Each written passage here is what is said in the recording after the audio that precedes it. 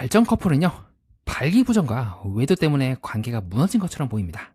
보통 이 정도로 문제가 생기면 서로 헤어지는 게 자연스럽거든요. 그런데 이상한 부분이 있다면요, 두 사람은요, 문제가 커지면 커질수록 오히려 더 헤어지지 못하고 서로를 붙잡았던 것 같습니다. 일반적으로는 관계를 망치는 고통을 놓아버렸을 텐데 오히려 두 사람에게는 왜 이 고통이 접착제처럼 보이는 걸까요? 이 두 사람의 두 커플은 사이가 좋으면서도 계속 찌그락찌그락 싸우고, 희한하게 이 여자친구는 다른 사람과 이제 관계를 계속 맺다가 그 외도남은 모태솔로 같이 생겼는데 왜 여자친구가 있었냐? 라는 부분에 대해서 화가 나서 헤어지게 되었고, 더 이상한 거는 그 따지러 갔을 때 남자친구분도 같이 따라갔다는 게 되게 이제 기상천외한 이제 사례죠. 남자친구는 내가 만족을 못 시켜주니까 라고 이제 생각을 하고 있고, 여자친구도 어느 정도 당연하게 생각하고 있고, 그리고 대놓고 남자친구분한테 그 사람이 그립다 라고 말한다거나, 보편적으로 일반적으로 분노하는 대중들이 분노하는 지점과 이 두 커플이 관계에 있어서 분노하는 지점이 너무 달라요.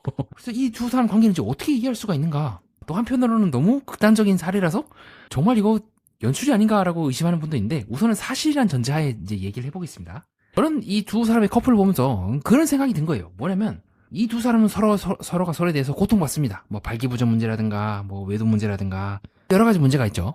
근데 잘 보면요, 그 문제 빼고는 두 사람은 너무 호흡이 잘 맞는 것처럼 보입니다. 그래서 뭔가 이상하다는 생각이 든 거예요.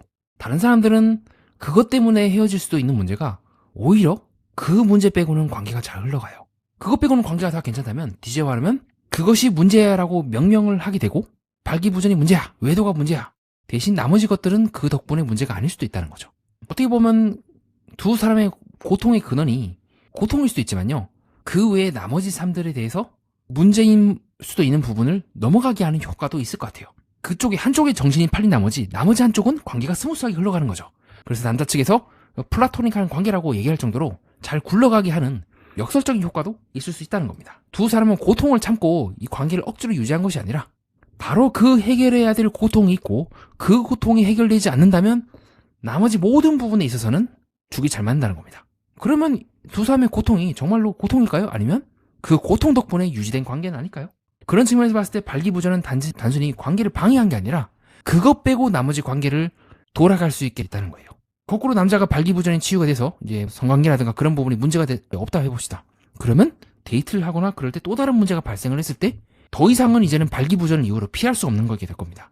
만나보니까 조금 데이트할 때 좀 불만이야 라고 여자가 생각할 수도 있고요, 남자 측에서도 같이 살지만 뭔가 이상해. 즉 어느 순간 두 사람은 공통의 문제가 있고, 그 공통의 문제가 역설적이요 관계를 붙잡는 요소일 수도 있다는 겁니다.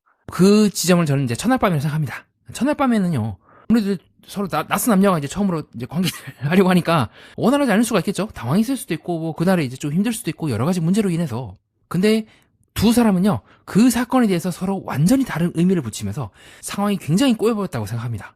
민재 씨는요, 내가 남자로서 부족한 건가? 내가 왜 이렇게, 민재 씨에게는 가장 매력적인 사람 앞에서 내가 왜 이런 반응을 보이는 거지? 라고 그냥 당황했거나 그냥 뭐 신체적으로 꼭 발기하고 싶을 때 이제 발기가 되는 건 아니잖아요. 그런 상황인데 여자 측에서는 반대로 내가 여자로서 매력이 없어서 이 친구가 내 앞에서 그런 준비가 안 됐다라고 생각할 수도 있겠죠. 즉 어느 순간부터 이 성관계라든가 그런 관계가, 친밀한 육체적인 관계가 즐거움을 함께 누리는 관계가 아니라 내가 매력적인지 아닌지, 내가 남자인지 아닌지를 판정하는 시험장으로 변질이 되어버렸다고 저는 생각합니다. 그리고 이후에 두 사람의 이제 소통 방식이 그 어려움을 계속해서 반복시켜 나가고 확장시켜 나가면서 그 다음번, 세 번째, 네 번째 시도하려고 하면 할수록 점점점 서로 이제 부담을 느끼게 되고, 한쪽에서는 내가 여성으로서 매력적이함으로 성공해야 한다고 하고 있고, 한쪽에서는 왜 자꾸 안 되지? 저쪽에서 계속 압력을 넣는데 더 그러면 그럴수록 이제 심리적으로 위축이 되면서 더 안 되고, 점점 더 실패를 할 수밖에 없는 나선의 이제 수렁으로 빨려 들어간 건 아닐까요? 방송상에 두 분이 했었던 그 말씀을 기반으로 제가 생각을 해봤습니다. 그래서 저는 이제 그런 생각이 든 겁니다. 어쩌면 민재 씨가 정말로 듣고 싶었던 말은 그때 그 첫날 밤도 그렇고 그 이후에도 그렇고 실패해도 괜찮다는 말이지 않았을까요? 실패해도 괜찮고 그래도 여자 측에서 난 너가 좋아. 근데 여자친구가 첫날 밤부터 남자야 이런 말을 이렇게 하게 되면 민재 씨 입장에서는 내가 아직 부족하고 내가 이 문제를 해결해야지 이 관계가 원활하게 굴러가겠구나 라고 반대로 여자친구의 말로부터 생각을 했을 수도 있을 것 같아요. 어쩌면 정말 민재 씨가 필요로 했던 거는 성적인 이제 성공을 위한 더 많은 자극, 그런 섹시 댄스를 한다거나 그런 것도 중요하겠지만, 한편으로는 내가 실패해도 충분히 안전한 공간이 확보가 되겠구나, 관계가 흔들리지 않겠구나라는 걸 수도 있겠습니다. 반대로 이 여자분이 원한 거는 내가 여자로 보인다, 꼭 성관계가 아니더라도 매력적인 여성이고 설레게 하는 여성이다. 그래서 저는 궁극적으로는 정말 외도를 하고 싶어서라기보다는 차라리 내가 외도하는 모습을 보이게 되면 남자 측에서 질투시라 그런 걸로 인해서 욱해서 다시 나를 빼앗아오지 않을까라는 생각을 했을지도 몰라요. 근데 그 방법은 굉장히 비상식적이긴 해요. 즉 여자 측에서 원했던 것은 너가 나를 원해야지 내가 매력적이지 않을까?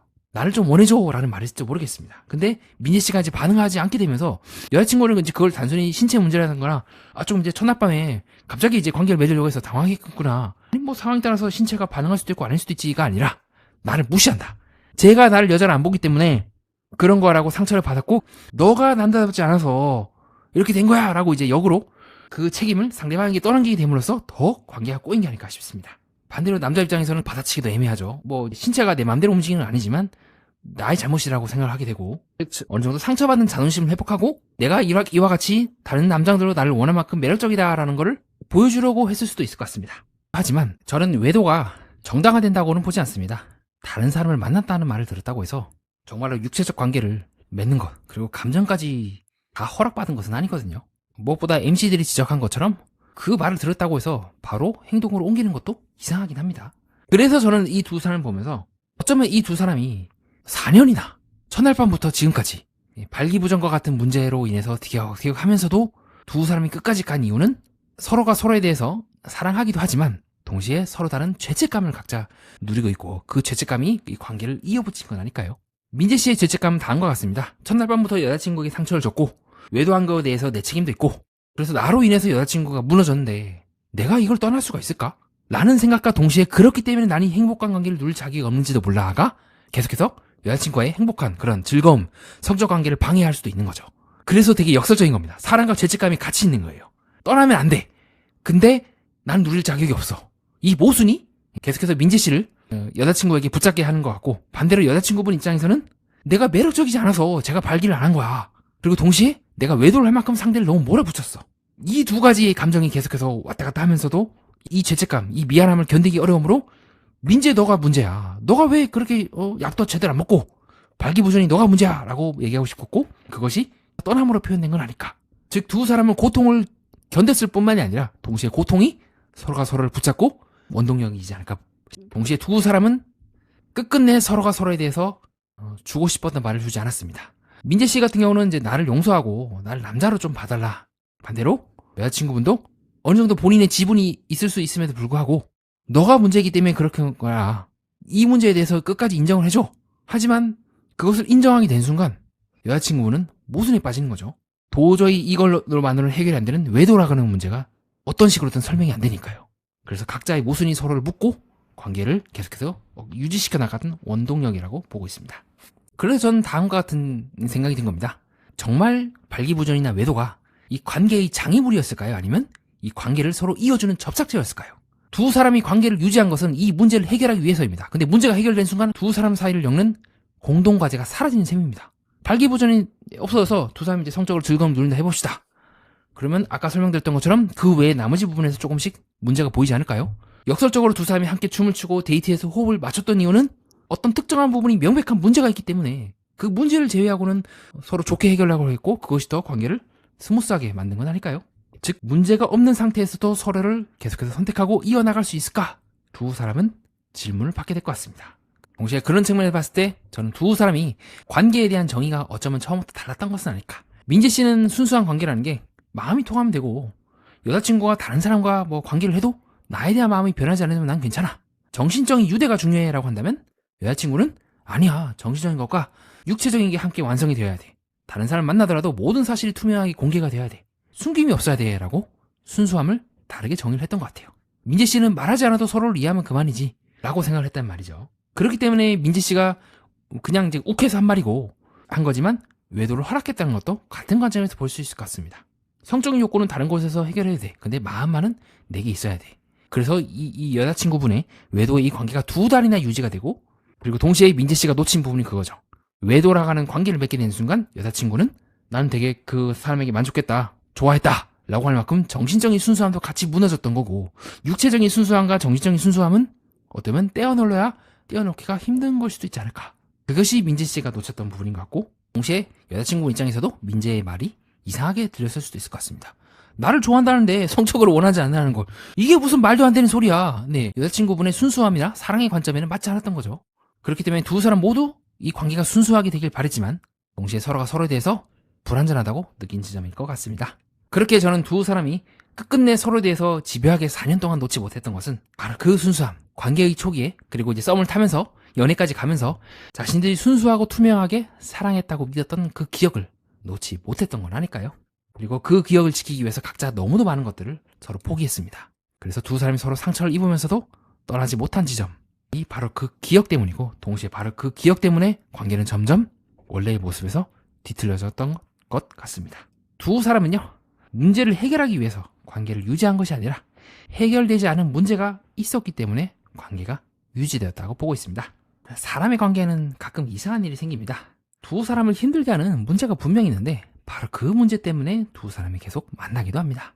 문제를 해결해야 한다는 공동 과제가 남아있는 동안에는 우리는 아직 끝난 관계가 아니라고 믿을 수 있기 때문이지 않을까요? 일상에서의 일로 비유를 하면요, 고장난 시계를 함께 고치느라 매일 만나는 두 사람이다 해봅시다. 두 사람은 시계를 고치기 위해서 만난다고 생각하죠.